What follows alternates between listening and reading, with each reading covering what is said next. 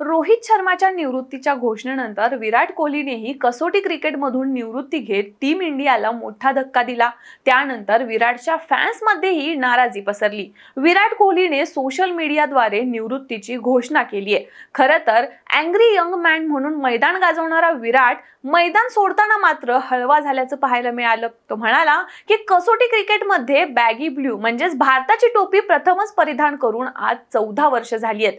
खरं सांगायचं तर हा फॉर्मॅट मला कुठे घेऊन जाईल याची कल्पनाही नव्हती। या फॉर्मॅटने माझी परीक्षा घेतली, मला घडवलं आणि आयुष्यभर पुरतील अशा अनेक गोष्टी शिकवल्यात। भारतासाठी कसोटी क्रिकेट खेळण्याला हृदयात वेगळं स्थान असतं। कसोटी क्रिकेट म्हणजे परीक्षा घेणारा, दीर्घ आणि संघर्ष पाहणारा फॉर्मॅट आहे। हा फॉर्मॅट तुम्हाला अगदी छोट्या छोट्या क्षणांचा आनंद देतो, जो आयुष्यभरासाठी आठवणी म्हणून सोबत असतो। या फॉर्मॅट पासून दूर जाणं सोपं नाही, पण हा निर्णय आता योग्य वाटतोय।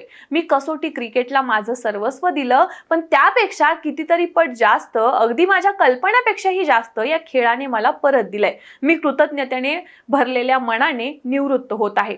विराट कोहलीच्या 14 वर्षांच्या कसोटी प्रवासाला अखेर विराम मिळालाय। या कालखंडात त्याने 123 सामन्यात खेळताना 46.85 च्या सरासरीने 9230 धावा पटकावल्या आणि त्यात 30 वेळा शतकांचा टप्पा पार केला।